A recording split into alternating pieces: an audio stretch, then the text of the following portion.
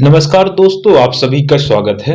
आज हम जानेंगे सिंधु घाटी सभ्यता के बारे में। सिंधु घाटी सभ्यता हमारा जो चैप्टर है भारत की खोज भारतीय इतिहास का कक्षा 8वीं का एनसीईआरटी बुक है, जिसमें हमने इससे पहले फर्स्ट और सेकंड चैप्टर को करवा दिया है। आज हमारा जो चैप्टर है, अध्याय है, वो है थर्ड। ओके, तीसरा अध्याय है, इसका नाम है सिंधु घाटी सभ्यता। दोस्तों, बताना चाहेंगे ये चैप्टर ऐसा चैप्टर है जहां से हम बहुत कुछ सीखेंगे, जानेंगे और अपने किसी भी प्रकार के एग्जाम में बहुत कुछ हासिल करेंगे।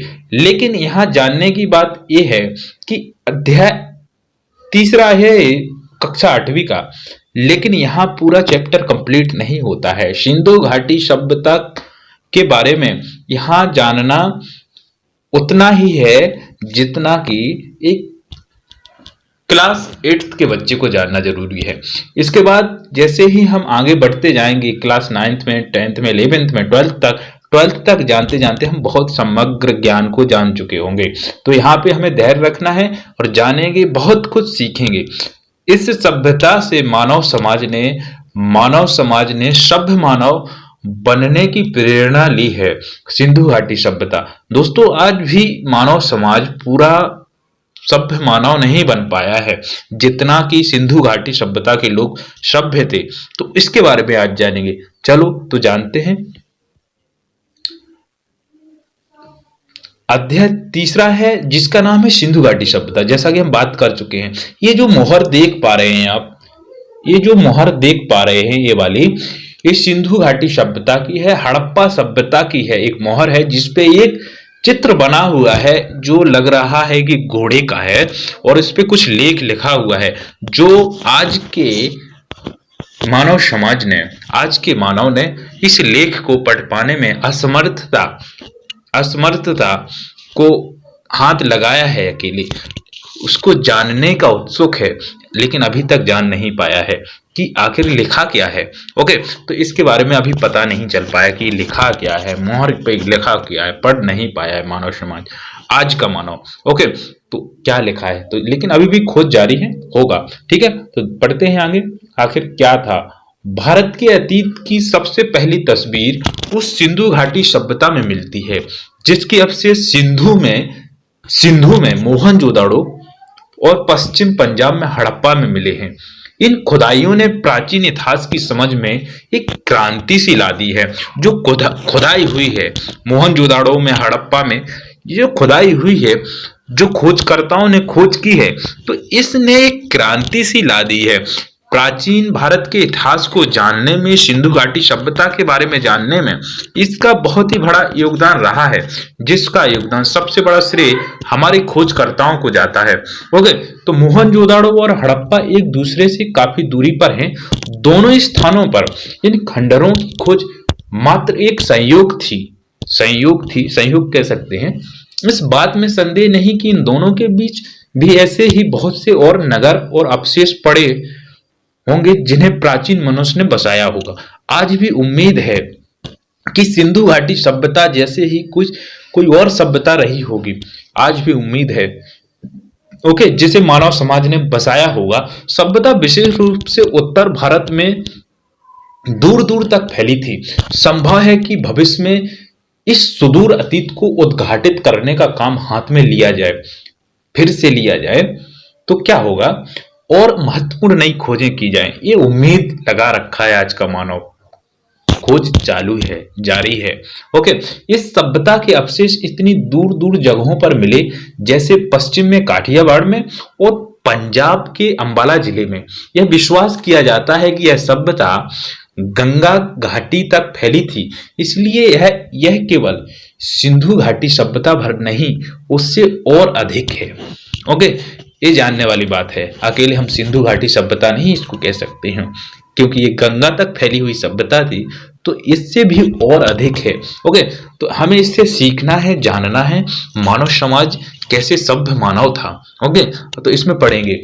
अब तक हम जो जान सके हैं उसका बहुत महत्व है। सिंधु घाटी सभ्यता आज जिस रूप में मिली है उससे अनुमान लगाया जा सकता है कि वह अत्यंत विकसित सभ्यता थी। अत्यंत ओके, थोड़ी बहुत नहीं, बहुत विकसित सभ्यता थी। और इस स्थिति तक पहुंचने में उसे हजारों वर्ष लगे होंगे। आश्चर्य की बात है कि यह सभ्यता प्रधान रूप से धर्मनिरपेक्ष सभ्यता थी। ओके, धार्मिक तत्व मौजूद होने पर भी इस पर हावी नहीं थे।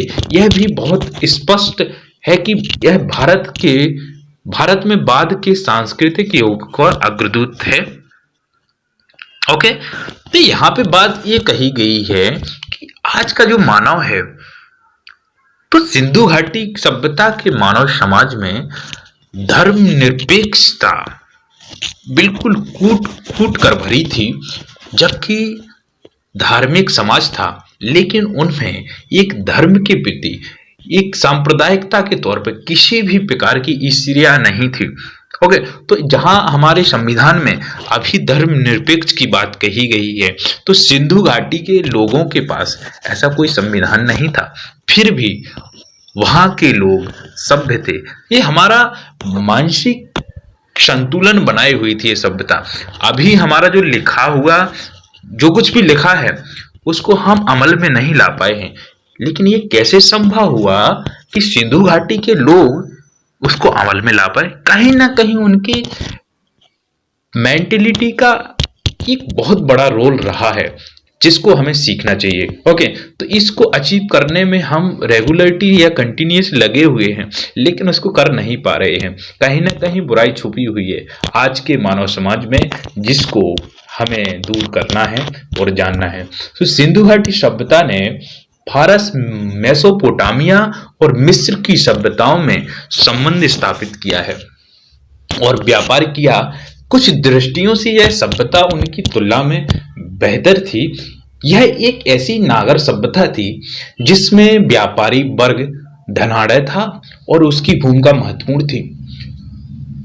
सड़कों पर दुकानों की कतारें थीं और दुकानें संभवतः छोटी छोटी थी, छोटी छोटी थी दुकानें, और एक व्यवस्थित तरीके से थी।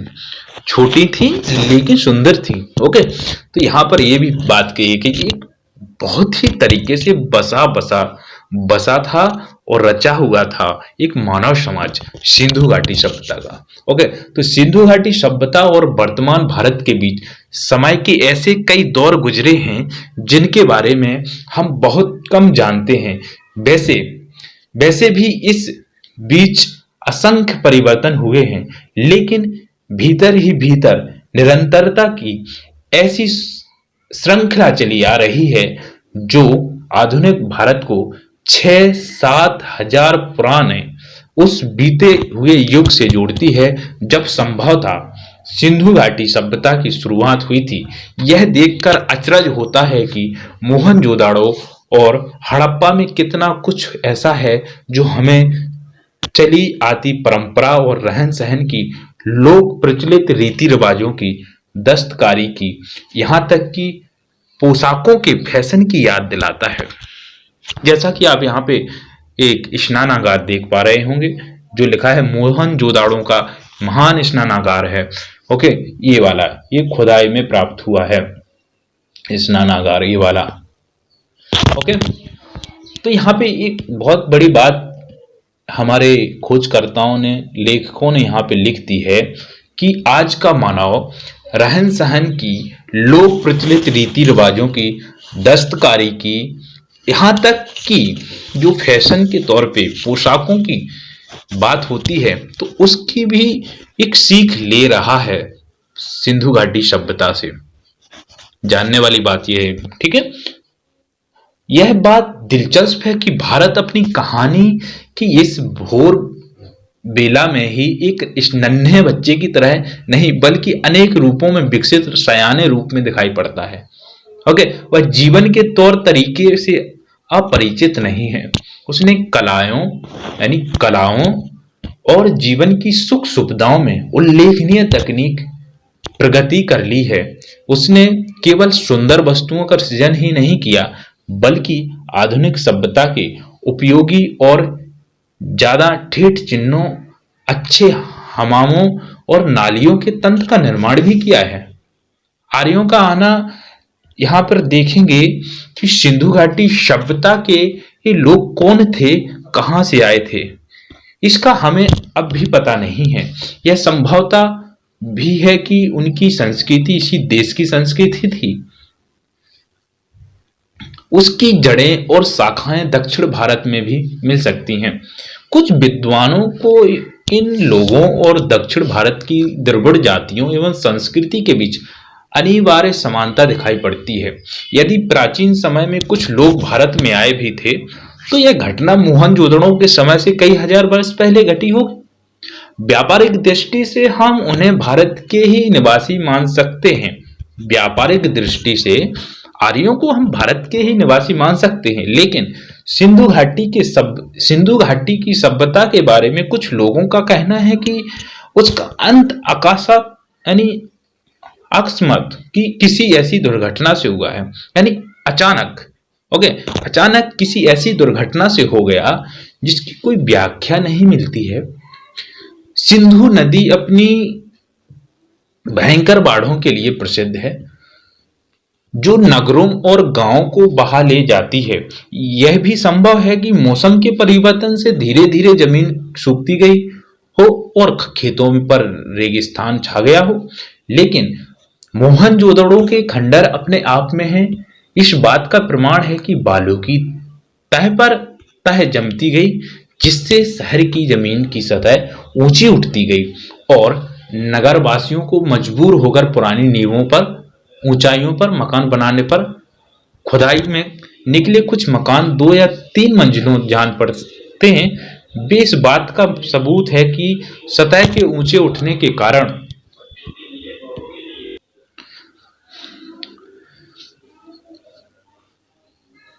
जैसा कि हम जानते हैं कि सिंधु का सूबा पुराने समय में बहुत समृद्ध और उपजाऊ था, पर मध्य युग के बाद वह ज्यादातर रेगिस्तान रह गया। इसलिए यह मुमकिन है कि मौसमी परिवर्तनों ने उन इलाकों के निवासियों और उनके रहन सहन की पद्धति को प्रभावित किया हो, लेकिन मौसम के परिवर्तनों का प्रभाव दूर दूर तक फैली इस नागर सभ्यता के अपेक्षाकृत छोटे से हिस्से पर पड़ा होगा। हमारे पास इस बात पर विश्वास करने के कारण तो कि यह सभ्यता गंगा घाटी तक या संभवतः उससे भी दूर तक फैली थी, पर इस बात का फैसला करने के लिए हमारे पास पर्याप्त आंकड़े नहीं हैं अभी बाबू। वह बालू जिसने इनमें से कुछ प्राचीन शहरों पर छाकर उन्हें ढक लिया था, उसी ने उन्हें सुरक्षित भी रखा, जबकि दूसरे शहर और प्राचीन सभ्यता के प्रमाण धीरे धीरे नष्ट होते रहे हैं और समय के साथ खंड खंड हो गए हैं। लेकिन बाबू यहाँ ध्यान देने योग्य बात है, सिंधु घाटी सभ्यता और बाद के काल खंडों के बीच निरंतर संबंध के साथ ही इस सिलसिले के टूटने के या इसमें अंतराल के प्रमाण भी मिलते हैं। यह टूटना इस बात का भी सूचक है कि बाद में आने वाली सभ्यता भिन्न प्रकार की थी। बाद में आने वाली इस सभ्यता में शुरू में संभवतः कृषि की बहुतायत थी, जो कि नगर और थोड़ा बहुत शहरी जीवन भी मौजूद था। खेतियार पक्ष पर जोर शायद उन नव युवकों को यानी नव आगंतुकों ने दिया होगा जो आर्य थे। खेतियार का जो पक्ष है उन लोगों ने दिया होगा जो नए लोग आए थे और उत्तर पश्चिम दिशा से भारत में एक के बाद एक कई बार में आए, धीरे धीरे एक एक करके। ऐसा माना जाता है कि आर्यों का प्रवेश सिंधु घाटी युग के लगभग 1000 वर्ष बाद हुआ। यह भी संभव है, यहाँ पे सब पॉसिबल वाली बात होनी, संभवता वाली बात होनी बाबू। यहाँ समझने वाली बात है कि इतना बड़ा समय का अंतर ना रहा हो और पश्चिमी उत्तर दिशा से भारत में ये कबीले और जातियां समय समय पर आती रही हों और भारत में जब होती रही हो यानी निरंतरता होती रही हो। सबसे पहले बड़ा सांस्कृतिक समन्वय और मेलजोल बाहर से आने वाले आर्यों और उन द्रविड़ यानी मूल निवासी थे जो यहाँ के इंडिया के द्रविड़ जाति के लोगों के बीच हुआ, जो संभवतः सिंधु घाटी सभ्यता के प्रतिनिधि थे। कौन थे इस प्रतिनिधि? सिंधु घाटी सभ्यता के द्रविड़ थे। ओके, इसी समन्वय और मेल जोल से भारतीय जातियों और बुनियादी भारतीय संस्कृति का विकास हुआ, जिनमें दोनों सभ्यताओं के तत्व साफ दिखाई पड़ते हैं। बाद के युग में क्या हुआ कि बहुत सी जातियां आईं, सबने अपना प्रभाव डाला और फिर यहीं घुल मिलकर रह गईं। ओके, तो जो प्राचीन मूल निवासी हैं, भारतीय मूल निवासी हैं, वो द्रविड़ हैं। और पश्चिमोत्तर यानी सिंधु यानी भारत से आए, जो कि मध्य एशिया के लोग माने जाते हैं, बोलते हैं।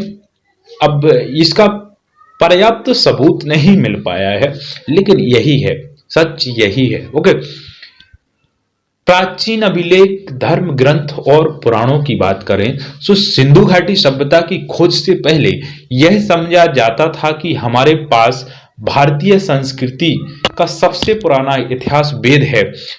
वैदिक युग के काल निर्धारण के बारे में बहुत मतभेद रहा है। यूरोपीय विद्वान प्रायः इसका समय बहुत बाद में मानते हैं और माननीय, और भारतीय विद्वान पहले, यानी इसमें सामंजस्य नहीं हो पाया है। यूरोपीय जो विद्वान रहे हैं, पुराणों का काल यानी आना सिंधु घाटी सभ्यता के बहुत बाद मानते हैं, जबकि भारतीय विद्वान इसको बहुत पहले मानते हैं। तो इसमें अभी सामंजस्य नहीं बैठा पाए हैं, लेकिन सच सिंधु घाटी सभ्यता बहुत पुरानी सभ्यता है। आजकल अधिकांश विद्वान ऋग्वेद की ऋचाओं का समय ईसा पूर्व 1500 मानते हैं, पर मोहनजोदाड़ो की खुदाई के बाद से इन आरंभिक भारतीय धर्म ग्रंथों को और पुराना साबित करने की प्रवृत्ति बढ़ गई है कि भैया और पुराना है। ओके, वस्तुतः यह हमारे पास मनुष्य के दिमाग की प्राचीनतम उपलब्ध रचना है। मैक्स मूलर ने इसे आर्य मानव के द्वारा कहा गया पहला शब्द कहा है। ओके, मैक्स मूलर ने जो कहा है कि इसको आर्य मानव ने पहली बार कहा।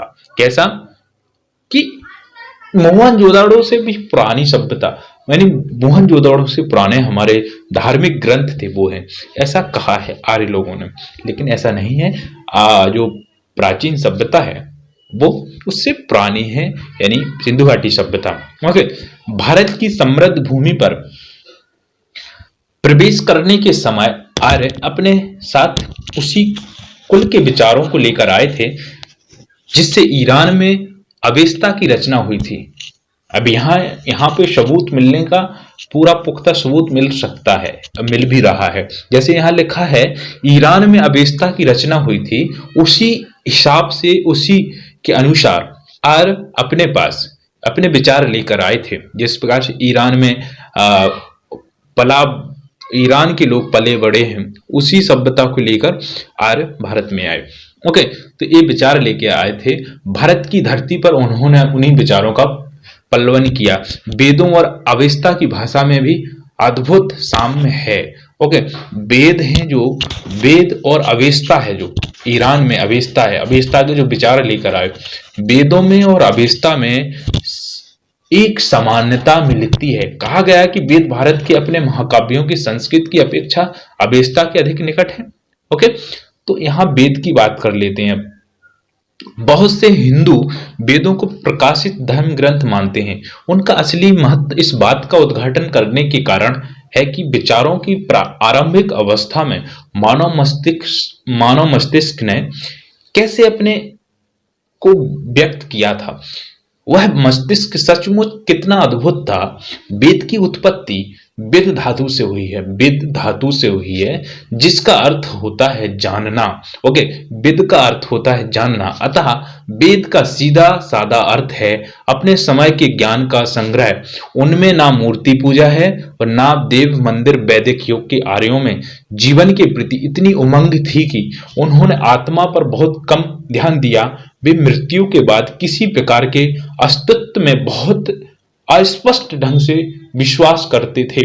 ओके, तो पहला वेद यानी ऋग्वेद शायद मानव जाति की पहली पुस्तक है, ऐसा मानने के लिए कहा गया है।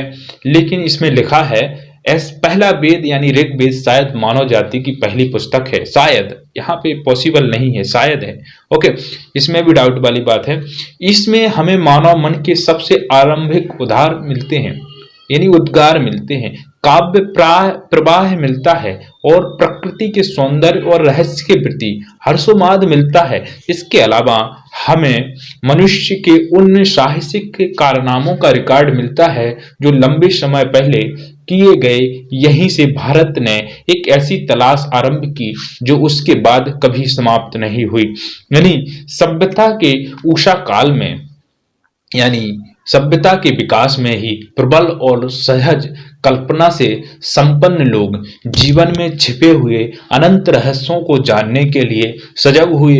उन्होंने अपनी सहज अवस्था के कारण प्रकृति के प्रत्येक तत्व और शक्ति में देवत्व का आरोप किया, पर इस सब में साहस और आनंद का भाव था। साहस और आनंद का भाव था। बहुत से पश्चिमी लेखकों ने इस ख्याल को बढ़ावा दिया है कि भारतीय लोग परलोक परायण है। बहुत से पश्चिमी लेखकों ने इस ख्याल को बढ़ावा दिया है कि भारतीय लोग परलोक परायण है। मैं समझता हूं कि हर देश के निर्धन और अभागे लोग एक हद तक परलोक में विश्वास करने लगते हैं। पश्चिमी लेखकों ने यह बात कही है कि हर एक ऐसा देश जहां के लोग निर्धन और अभागे लोग हैं, वो एक हद तक परलोक में विश्वास रखने लगते हैं, जो कि एक अंधविश्वास की ओर हर एक समाज को इंगित करता है। जब तक कि वे क्रांतिकारी नहीं हो जाते, यही बात गुलाम देश के लोगों पर लागू होती है। ओके, तो ये अभी हमारे कंट्री पर बहुत ही अच्छी तरीके से लागू है कि यहाँ के लोग परलोक पर ज्यादा विश्वास करते हैं अभी भी। तो यहाँ बात कही गई है, देश के निर्धन और अभागे लोग हद तक परलोक में विश्वास करने लगते हैं। कोई भी देश हो, जब ऐसे देश के लोग जो निर्धन होते हैं या अभागे होते हैं, असहाय होते हैं, तो उनके पास एक सपोर्टिंग के तौर पर वो एक किसी अंदरूनी आत्मा पर विश्वास करने लगते हैं, किसी एक पर विश्वास करने लगते हैं। वो किसी न किसी प्रकार से किसी को अपना देव या परलोक मानने लगते हैं। तो ये इंगित करता है कि ये गुलाम देशों पर लागू होता है, जो ये विचार पश्चिमी लेखकों ने बताया है, जो कि हमें सही लगता है कि बात सही है। हमें भारत में भी और भी स्थानों की तरह विचार और कर्म की दो समांतर विकसित होती धाराएं दिखाई पड़ती हैं, एक जो जीवन को स्वीकार करती हैं और दूसरी जो जिंदगी से बचकर निकल जाना चाहती हैं। अलग अलग युगों में भी कभी बल एक पर होता है और कभी दूसरी पर, परंतु इतना निश्चित है कि वैदिक सभ्यता संस्कृति की मूल पृष्ठभूमि परलोकवादी या इस विश्व को निरर्थक मानने वाली नहीं है। ओके, तो जब भी भारत की सभ्यता में बाहर आई, तब ऐसे हर दौर में जीवन और प्रकृति में लोगों ने गहरा रस लिया है, जीने की प्रक्रिया में आनंद लिया है। ऐसे युगों में कला, संगीत और साहित्य, साथ ही गाने, नाचने की कला, चित्रकला और रंगमंच सब का विकास हुआ है। इस बात को ग्रहण करना मुमकिन नहीं है कि कोई संस्कृति या जीवन दृष्टि जिसका आधार परलौकिकता हो या जो विश्व को व्यर्थ मानती हो, वह सशक्त और विविधतापूर्ण जीवन की अभिव्यक्ति के इतने रूपों की रचना कर सकती थी। कोई संस्कृति जो बुनियादी तौर पर पारलौकिकतावादी होगी, वह हजारों वर्ष बनी नहीं रह सकती है। इसके बाद देखते हैं भारतीय संस्कृति की निरंतरता किस प्रकार बनी हुई है। हमें आरंभ में ही एक ऐसी सभ्यता और संस्कृति की शुरुआत दिखाई पड़ती है जो तमाम परिवर्तनों के बावजूद आज भी बनी हुई है। इसी समय मूल आदर्श आकार ग्रहण करने लगते हैं और साहित्य और दर्शन, कला और नाटक तथा जीवन के तमाम क्रियाकलाप इन आदर्शों और विश्व दृष्टि के अनुकूल चलने लगते हैं। इसी समय उस विशिष्टतावाद और छुआछूत की प्रवृत्ति का आरंभ दिखाई पड़ता है, जो बाद में बढ़ते बढ़ते असहाय हो जाता है। यही प्रवृत्ति आधुनिक युग की जाति व्यवस्था है। यह व्यवस्था एक खास युग की परिस्थिति के लिए बनाई गई। इसका उद्देश्य था उस समय की समाज व्यवस्था को मजबूत बनाना और उसे शक्ति और संतुलन प्रदान करना, किंतु बाद में यह उसी समाज व्यवस्था और मानव मन के लिए कारागृह बन गई है। ओके, तो इससे हमें कुछ सीख लेनी है। बात जो जितनी भी कही बहुत गहरी बात है यहाँ पे। ओके, फिर भी यह व्यवस्था लंबे समय तक बनी रही। उस समय यानी उस ढांचे के भीतर बंधे रहते हुए भी सभी दिशाओं में विकास करने की मूल प्रेरणा इतनी प्राणवान थी कि उसका प्रसार सारे भारत में और उससे आगे बढ़कर पूर्वी समुद्रों तक हुआ। इतिहास के इस लंबे दौर में भारत अलग थलग नहीं रहा। ईरानियों और यूनानियों से, चीनी और मध्य एशियाई तथा अन्य लोगों से उसका संपर्क बराबर बना रहा। 3-4 हजार वर्षों का यह सांस्कृतिक विकास उसका अटूट सिलसिला अद्भुत था। ओके, तो अब हम थोड़ा उपनिषद के बारे में जानते हैं। उपनिषदों का समय ईसा पूर्व 800 के आसपास से माना जाता है। वे हमें भारतीय आर्यों के चिंतन में एक कदम और आगे ले जाते हैं। ओके, उपनिषद और एक लंबा कदम है। यह एक लंबा कदम है। उपनिषदों में जांच पड़ताल की चेतना और चीजों के बारे में सत्य की खोज का उत्साह दिखाई पड़ता है। यह सही है कि सत्य की खोज आधुनिक विज्ञान की वस्तुनिष्ठ पद्धति से नहीं की गई, फिर भी उनके दृष्टिकोण में वैज्ञानिक पद्धति का तत्व मौजूद है। वे किसी किस्म के हटवाड़ को अपने रास्ते में नहीं आने देते। उनका जोर अनिवार्य रूप से आत्मबोध पर है। व्यक्ति की आत्मा और परमात्मा यानी व्यक्ति की आत्मा और परमात्मा संबंधी ज्ञान पर है। इन दोनों का मूलतः एक कहा गया है, परंतु बाह्य वस्तु जगत को मिथ्या तो नहीं कहा जा सकता है, न इसमें कहा गया है, पर उसे सापेक्ष रूप से सत्य कहा गया है। आंतरिक सत्य के एक पहलू के अर्थ में कहें तो उपनिषदों का सामान्य झुकाव अद्वैतवाद की ओर है और सारे दृष्टिकोण का इरादा यही मालूम होता है कि उस समय जिन मतभेदों के कारण भयंकर वाद विवाद हो रहे थे, उन्हें किसी तरह कम किया जाए। यह समंजन का रास्ता है। जादू टोने में दिलचस्पी या उसी किस्म के लोकोत्तर ज्ञान को सख्ती से निरुत्साहित किया गया और बिना सच्चे ज्ञान के कर्म कांड और पूजा पाठ को व्यर्थ बताया गया। उपनिषदों की सबसे प्रमुख विशेषता है सच्चाई पर बल देना। उपनिषदों की मशहूर प्रार्थना में प्रकाश और ज्ञान की कामना की गई है। असत से मुझे सत्य की ओर ले चल, अंधकार से मुझे प्रकाश की ओर ले चल, मृत्यु से मुझे अमरत्व की ओर ले चल। बार बार हमें एक बेचैन मन झांकता दिखाई पड़ता है, जो निरंतर किसी खोज में, किसी प्रश्न का उत्तर पाने में लगा है। एतरो ब्रह्मांड में इससे लंबी अनंत अनिवार्य यात्रा के बारे में एक स्रोत है। हर श्लोक का अंत इस टेक से होता है, चरे वेती, हे यात्री इसलिए चलते रहो। ओके, तो व्यक्तिवादी दर्शन के बारे में भी इसके लाभ की और हानियां देख लेते हैं कि व्यक्तिवादी दर्शन और लाभ की हानियां क्या हैं। व्यक्तिवादी दर्शन की लाभ और हानियां क्या हैं, तो उपनिषदों में बराबर इस बात पर जोर दिया गया है कि कारगर रूप से प्रगति करने के लिए जरूरी है कि शरीर स्वस्थ हो, मन स्वस्थ हो और तन मन दोनों ही अनुशासन में रहें। ज्ञानार्जन और किसी भी तरह की उपलब्धि के लिए संयम, आत्मपीड़न, आत्मत्याग जरूरी है। इस प्रकार की तपस्या का विचार भारतीय चिंतन में सहज रूप से निहित है। गांधी जी के नेतृत्व में जिन जनांदोलन ने भारत को हिला दिया, उनके पीछे जो मनोवृत्ति काम करती रही है, उसकी सही समझ के लिए इस विचार को समझना जरूरी है। भारतीय आर्य अपने से भिन्न औरों के विश्वासों और जीवन शैलियों के प्रति चरम सहनशीलता के कारण उन झगड़ों को बचाते रहे जो अक्सर समाज को खंड खंड कर रहे थे, यानी कर कर खंड खंड कर देते हैं।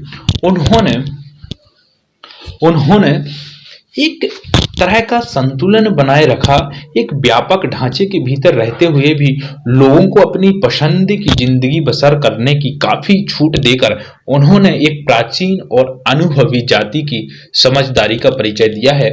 उनकी ये उपलब्धियां बहुत अनोखी थीं, लेकिन यहाँ पर ध्यान देने योग्य बात है, उनके इसी व्यक्तिवाद का परिणाम यह हुआ कि उन्होंने मनुष्य के सामाजिक पक्ष पर, समाज के प्रति उसके कर्तव्य पर कम ध्यान दिया। हर व्यक्ति के लिए जीवन बटा और बंधा हुआ था। उनके मन में एक समग्र समाज की ना कोई कल्पना थी, ना उसके प्रति कोई दायित्व बोध था।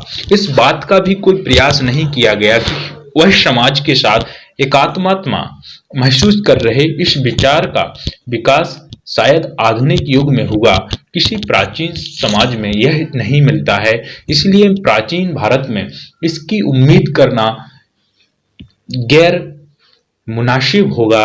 व्यक्तिवाद, अलगाववाद और ऊंच नीच पर आधारित जातिवाद पर भारत में कहीं अधिक बल दिया जाता रहा है।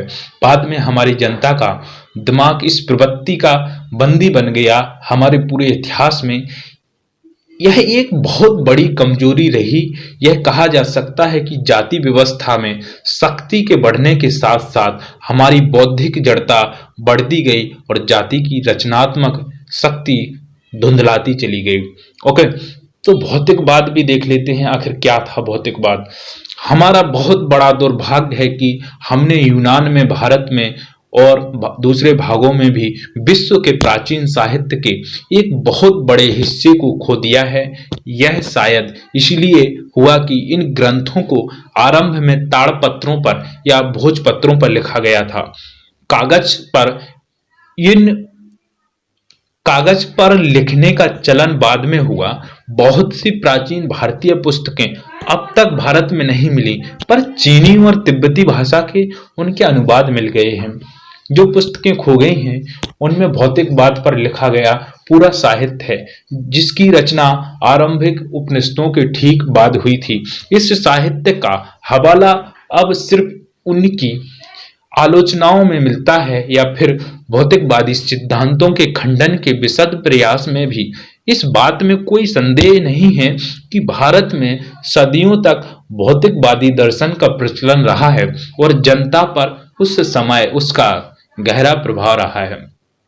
राजनीतिक और आर्थिक संगठन पर ईस्वी पूर्व चौथी शताब्दी में रचित कौटिल्य की प्रसिद्ध रचना अर्थशास्त्र में इसका उल्लेख भारत के प्रमुख दार्शनिक सिद्धांत के रूप में किया गया है। भारत में भौतिकवाद के बहुत से साहित्य को पुरोहित और धर्म के प्राणपंथी स्वरूप में विश्वास करने वाले लोगों ने बाद में नष्ट कर दिया।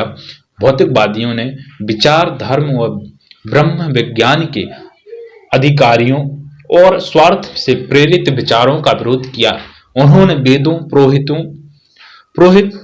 पुरोहिताई और परंपरा प्राप्त विश्वासों पर विचार करते हुए यह घोषणा की कि विश्वास को स्वतंत्र होना चाहिए और पहले से मान ली गई बातों या अतीत के प्रमाणों पर निर्भर नहीं रहना चाहिए। उन्होंने हर तरह के जादू टोने और अंधविश्वास की घोर निंदा की। उनका सामान्य रुख अनेक दृष्टियों से आधुनिक भौतिकवादी दृष्टिकोण जैसा था। किसका? प्राचीन मानव समाज की बात हो रही है, सिंधु घाटी मानव समाज की बात यहाँ पे हो रही है। वे अपने आप को अतीत की बेड़ियों और बोझ से मुक्त करना चाहते थे, उन तमाम बातों से जो प्रत्यक्ष दिखाई नहीं देती। साथ ही काल्पनिक देवताओं की पूजा से भी। उनके अनुसार वास्तविक अस्तित्व केवल विभिन्न रूपों में वर्तमान पदार्थ का और इस संसार का ही माना जा सकता है। इसके अलावा ना कोई संसार है, ना कोई स्वर्ग और ना नरक, और ना ही शरीर से अलग कोई आत्मा। मन एवं बुद्धि और बाकी सब चीजों का विकास बुनियादी तत्वों से हुआ है। नैतिक नियम मनुष्य के द्वारा बनाई गई रूढ़ियां मात्र हैं। ओके, तो इस पे विशेष ध्यान देना है। ना कोई आत्मा है ना कोई शरीर है, ये बोला गया है। बुद्धि है, बाकी सब चीजों का विकास बुनियादी तत्वों से हुआ है, और नैतिक नियम मनुष्य के द्वारा बनाई गई रूढ़ियां हैं, रूढ़ियां मात्र हैं और कुछ नहीं है। ओके, तो भौतिकवाद में ये बात कही गई है, महाकाव्य इतिहास और परंपरा और मिथक है। इस प्रकार पे इस पे देखना है।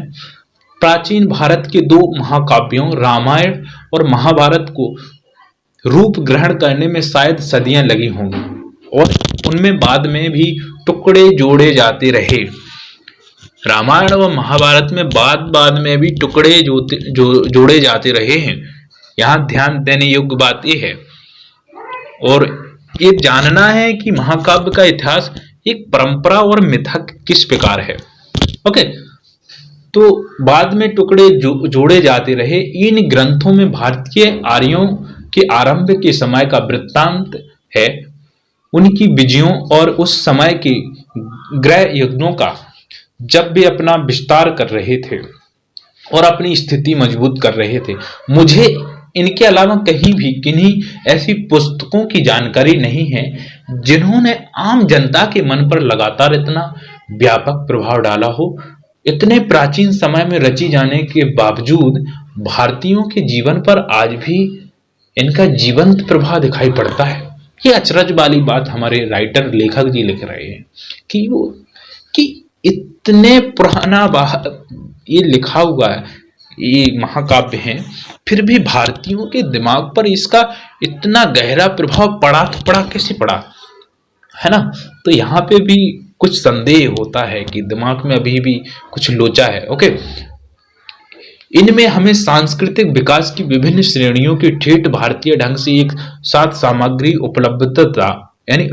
उपलब्ध है, अर्थात उच्चतम बुद्धिजीवी से लेकर साधारण अनपढ़ और अशिक्षित देहाती तक के लिए इनके द्वारा हमें प्राचीन भारतीयों का वह रहस्य कुछ कुछ समझ में आता है, जिससे वे अनेक रूपों में विभाजित जात पात की ऊंच नीच में बटे समाज को एकजुट रखते थे, उनके मतभेदों को सुलझाते थे, उनको लोगों में एकता का ऐसा नजरिया पैदा करने का प्रयास करते थे जो हर तरह के भेदभाव पर छा गया और बराबर बना रहा। भारतीय प्रकथाएं महाकाव्यों तक सीमित नहीं हैं, उनका इतिहास वैदिक काल तक जाता है और वे अनेक रूप आकारों में संस्कृत साहित्य में प्रकट होती रही हैं। कवियों और नाटककारों ने इनका पूरा लाभ उठाते हुए अपनी कथाओं और सुंदर कल्पनाओं की रचना इनके आधार पर की, और अधिकांश पुराकथाएं और प्रचलित कहानियां वीर गाथात्मक तौर पे उनमें सत्य पर अड़े रहने और वचन के पालन का उपदेश दिया गया है, चाहे परिणाम कुछ भी हो।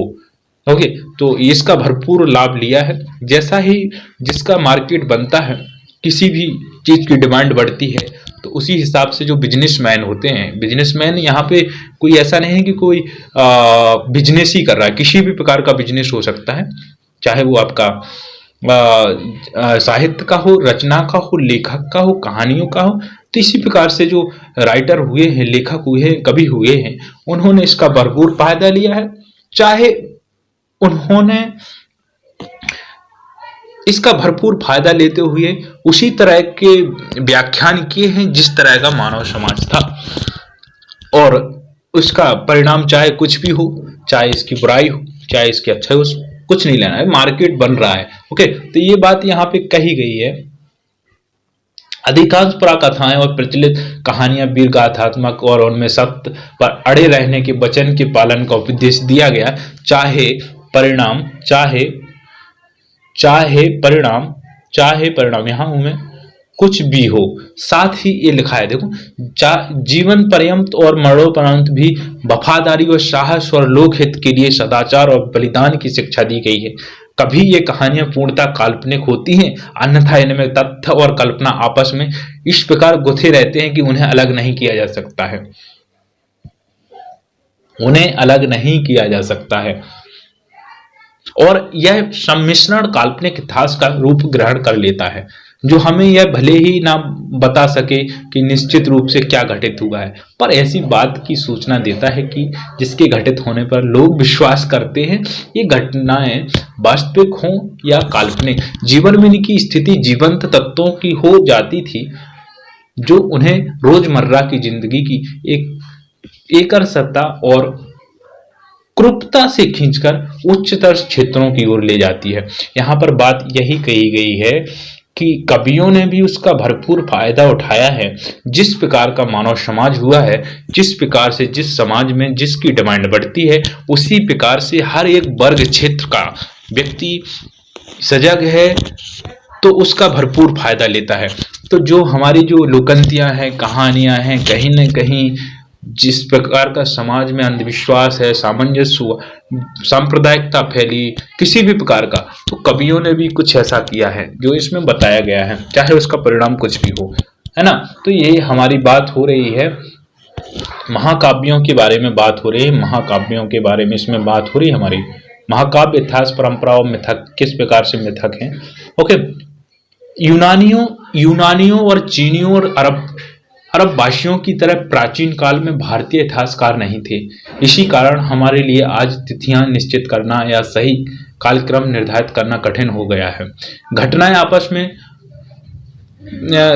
गुड़मेड़ हो जाती हैं। बहुत धीमी गति से आधुनिक विद्वान धैर्यपूर्वक भारतीय इतिहास की भूल भुलैया के सूत्रों की खोज कर रहे हैं। कल्हड़ की राजतरंगिणी एकमात्र प्राचीन ग्रंथ है जिसे इतिहास माना जा सकता है।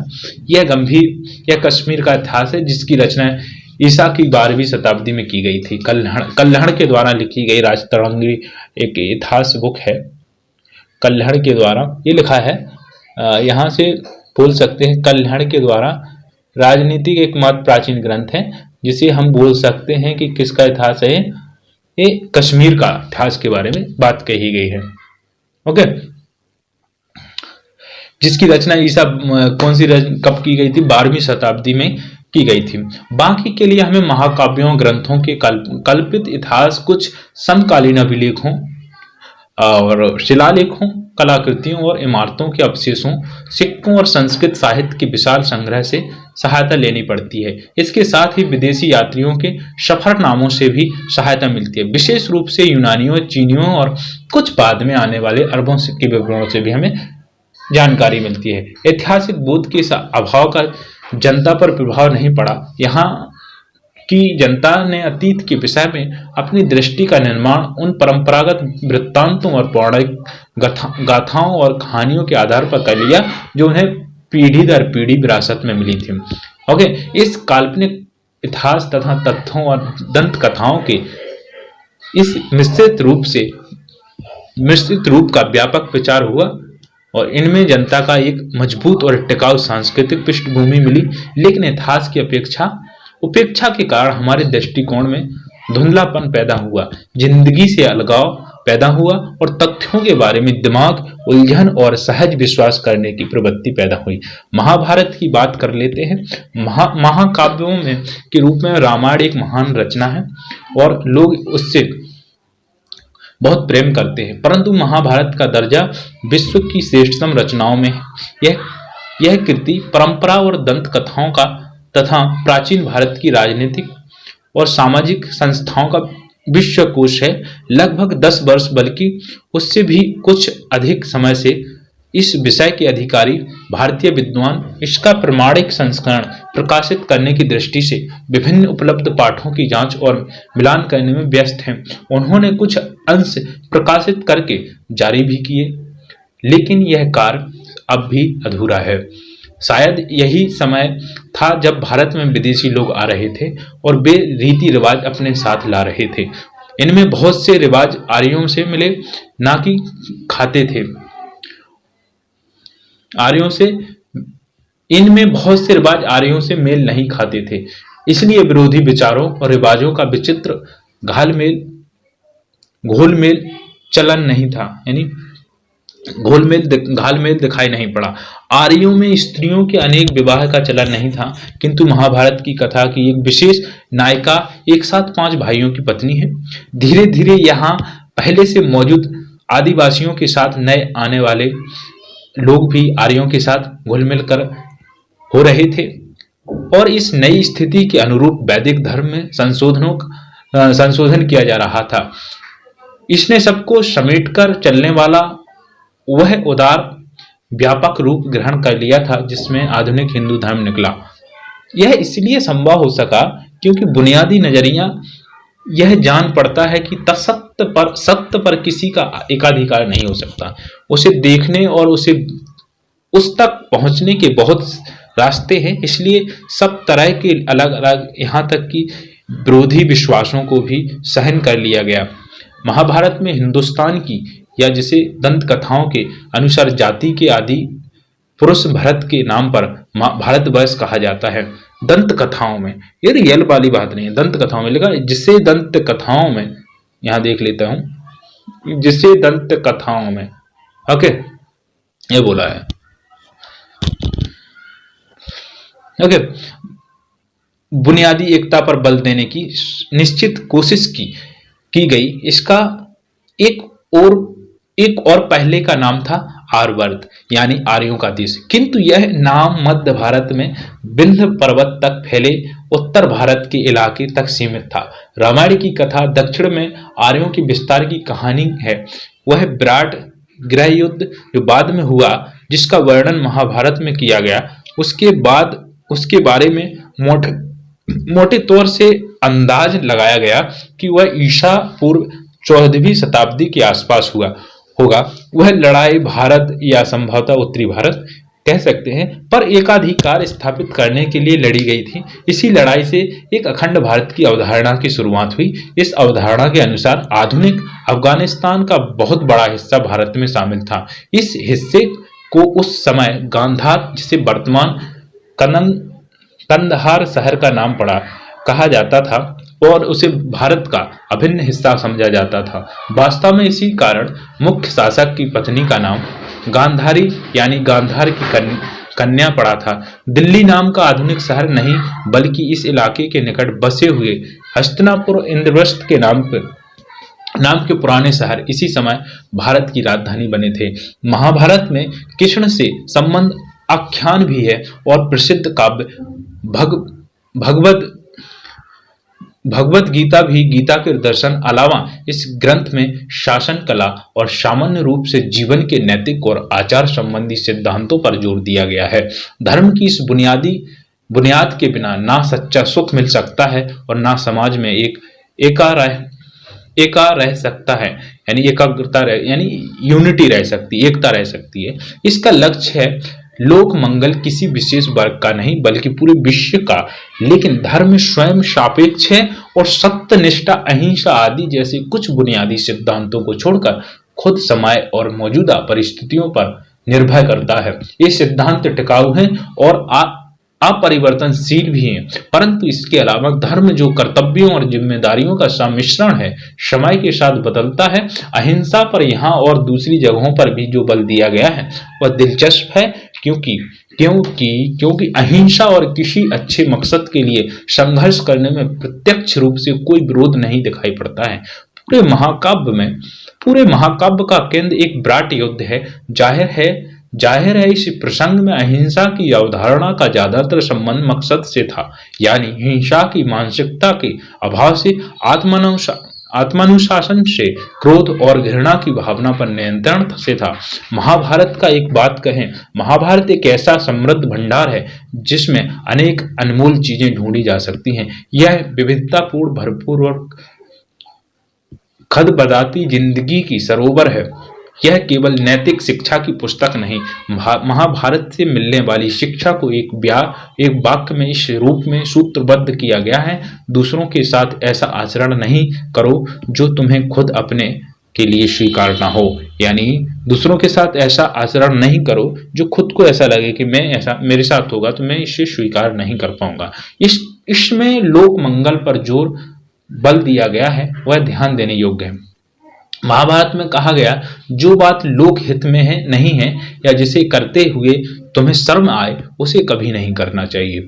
महाभारत में जो कहा गया है कि जो बात लोक हित में नहीं है, जो बात लोक हित में नहीं है और जो तुम्हें करते हुए शर्म आए वो नहीं करना चाहिए। फिर कहा गया सच्चाई, आत्म संयम, तपस्या, उदारता, अहिंसा धर्म का निरंतर पालन सफलता के साधन है। जाति और कुल नहीं, धर्म जीवन और अमरता से बड़ा है। सच्चे आनंद के लिए दुख भोगना आवश्यक है। धन के पीछे दौड़ने वाले पर व्यंग किया गया है कि रेशम का कीड़ा अपने धन के बोझ से ही मरता है। धन के पीछे दौड़ने वालों के लिए महाभारत में कहा गया है कि रेशम का कीड़ा अपने धन के बोझ से ही मरता है और अंत में एक जीवित और विकासशील जनता के लिए आदेश असंतोष प्रगति का प्रेरक है। अब अगला जो हम देखें भगवत गीता के बारे में देख लेते हैं।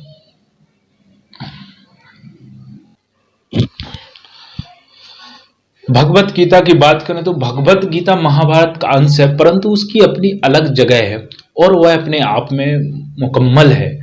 यह 700 श्लोकों पर एक छोटा सा काव्य है। इसकी रचना बौद्ध काल से पहले हुई थी, तब से अब तक इसकी लोकप्रियता और प्रभाव कम नहीं हुआ है। आज भी भारत में इसके प्रति पहले जैसा आकर्षण बना हुआ है और विचार और दर्शन का हर संप्रदाय से श्रद्धा से देखता है और अपने ढंग से इसकी व्याख्या करता है। संकट के समय जब मनुष्य के मन को संदेह सताता है, संकट के समय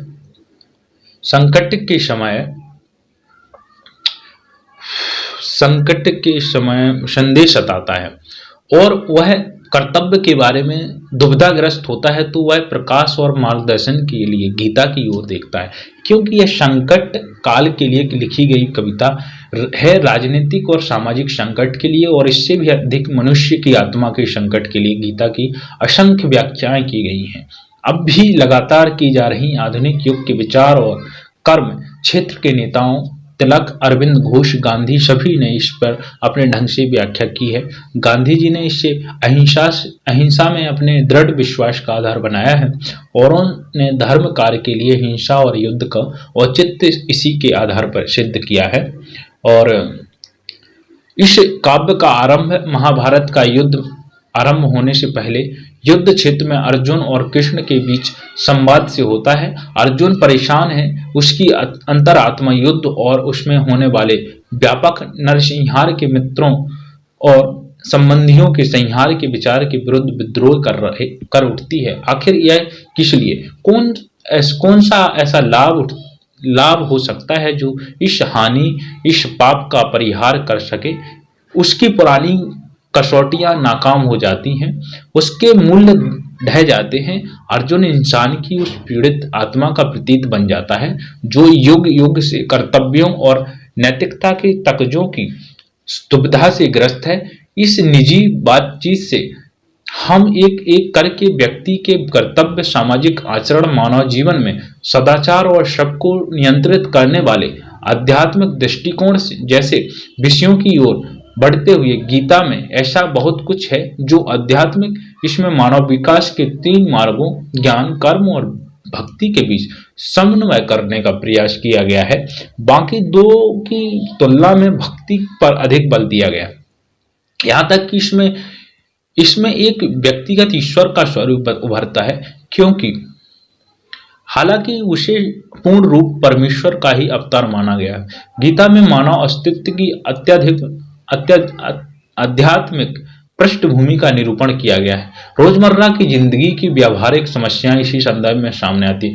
गीता में जीवन के कर्तव्यों के निर्वाह के लिए कर्म का आह्वान किया गया है, अकर्मण्यता की निंदा की गई है और कहा गया है कि कर्म और जीवन को समय के उच्चतम आदर्शों के अनुरूप होना चाहिए, क्योंकि ये आदर्श समय समय पर स्वयं ही बदल सकते हैं।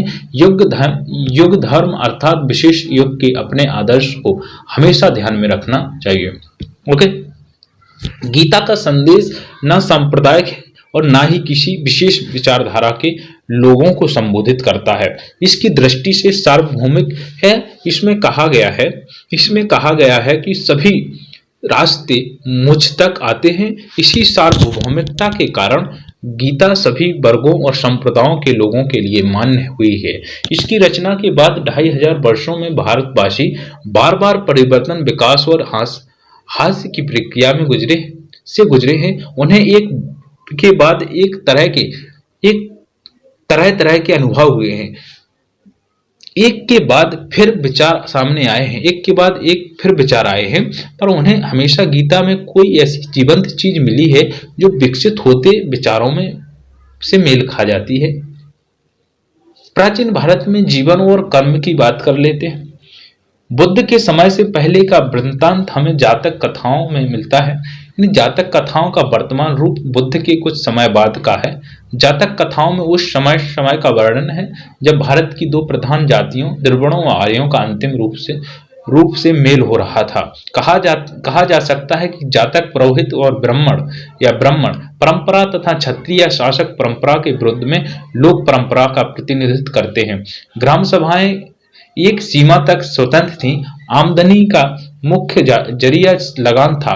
माना जाता है कि जमीन पर लगाया जाने वाला कर उत्पादन में राजा का हिस्सा है। उसका भुगतान हमेशा तो नहीं पर अक्सर गल्ले या पैदावार की शक्ल में किया जाता है। यह कर उपज के छठे भाग के करीब होता था।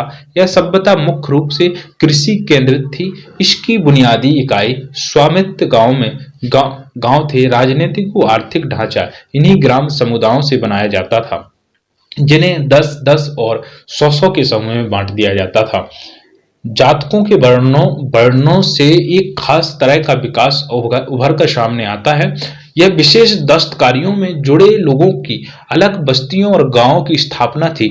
इस तरह एक गांव बढ़इयों का था और गांव के लोहारों का था। इसी तरह और पेशों के लोगों के पेशों के लोगों के गांव थे। एक खास पेशेवर लोगों के गांव आमतौर पर शहर के पास बसे होते थे। शहर में अनेक उनके विशेष उत्पादनों की खपत हो जाती थी और बदले में उन्हें जिंदगी की दूसरी जरूरतों को पूरा करने का सामान मिल जाता था। ऐसा लगता है कि पूरा गांव सहकारिता के उसूल पर काम करता था और बड़े ठेके लेता था। शायद इस तरह अलहदा रहने और संगठित होने से जाति प्रथा का विकास और विस्तार हुआ होगा।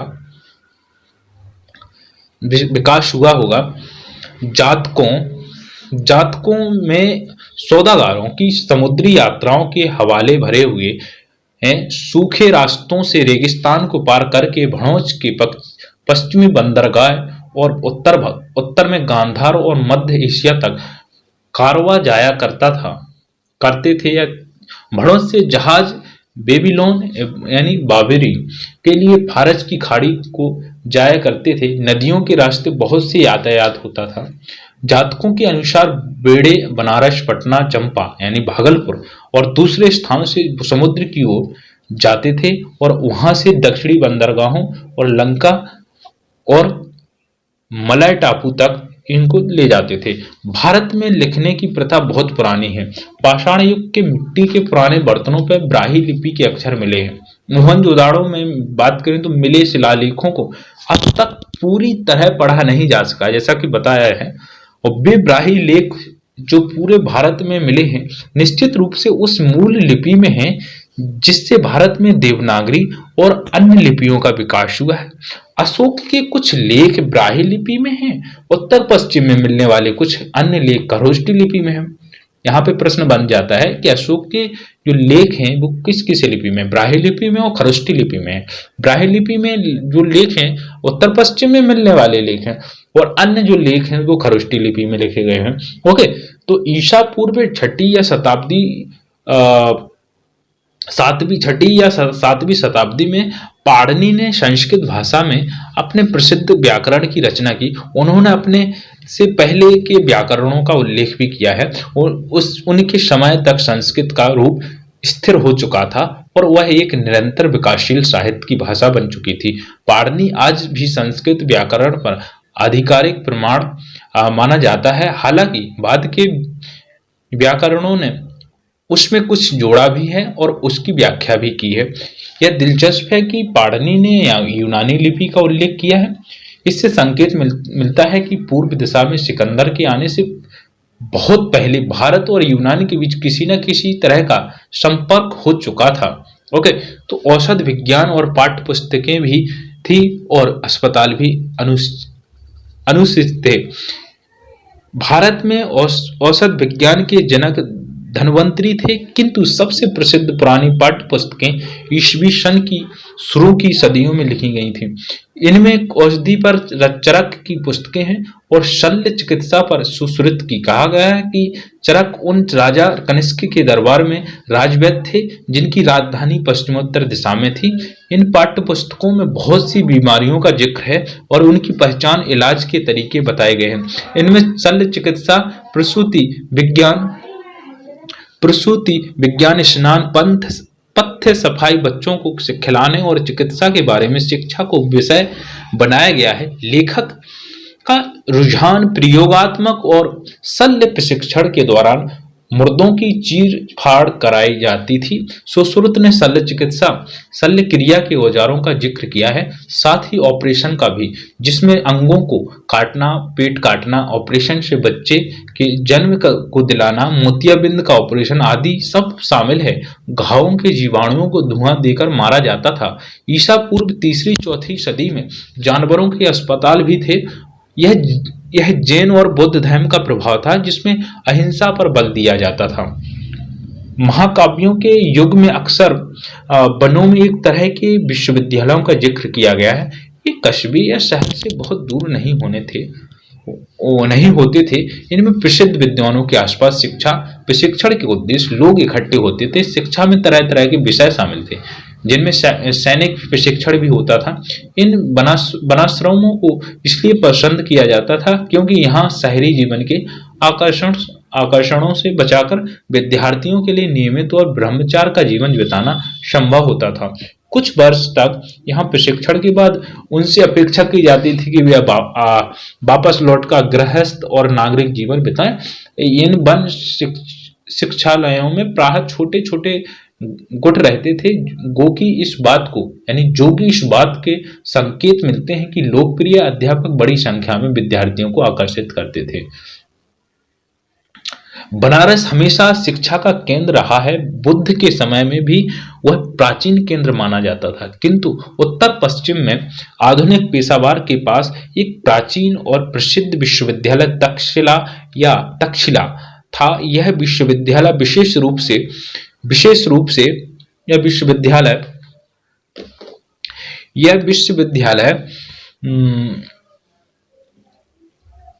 रूप से विज्ञान, चिकित्सा शास्त्र और कलाओं के लिए मशहूर था और भारत के दूर दूर के हिस्से से लोग यहाँ आया करते थे। तक्षशिला का स्नातक होना सम्मान और विशेष योग्यता की बात समझी जाती थी। जो चिकित्सक यहाँ के आयुर्विज्ञान विद्यालय से बढ़कर निकलते थे उनकी बड़ी कद्र होती थी। कहा जाता है कि जब कभी भी बुद्ध बीमार पड़ते थे तो उनके भक्त इलाज के लिए एक मशहूर चिकित्सक को बुलाते थे जो तक्षशिला का स्नातक था। ईसा पूर्व 6ठी शताब्दी के महान व्याकरण पाणिनि ने भी यही शिक्षा पाई थी। इस तरह तक्षशिला बुद्ध से पहले ब्राह्मण शिक्षा पद्धति का विश्वविद्यालय था। बुद्ध काल में बौद्ध ज्ञान का भी केंद्र बन गया। तो सारे भारत और सीमा पार से बौद्ध विद्यार्थी यहाँ खिंचे चले आते थे। यह मौर्य साम्राज्य के उत्तर पश्चिम सूबे मुख्यालय था। उस सुदूर अतीत के भारतीय कैसे थे, हमारे लिए इतने पुराने और हमसे इतने भिन्न समय के बारे में कोई धारणा बनाना कठिन है। फिर भी हमें जो जानकारियां उपलब्ध हैं उसके आधार पर एक धुंधली सी तस्वीर उभर कर सामने आती है। वे खुले दिल के, आत्मविश्वासी और अपनी परंपराओं पर गर्व करने वाले लोग थे। रहस्य की खोज में हाथ पांव मारने वाले, प्रकृति और जीवन के बारे में बहुत से प्रश्नों से भरे, अपनी बनाई हुई मर्यादा और मूल्यों को महत्व देने वाले, पर जीवन में सहज भाव से आनंद लेने वाले और मौत का लापरवाही से सामना करने वाले लोग थे। इस प्रकार आगे वाले वीडियो में महावीर और बुद्ध वर्ण व्यवस्था के बारे में देखेंगे। मिलते हैं अगले वीडियो में, इसी चैप्टर को आगे बढ़ाते हुए। तब तक के लिए नमस्कार।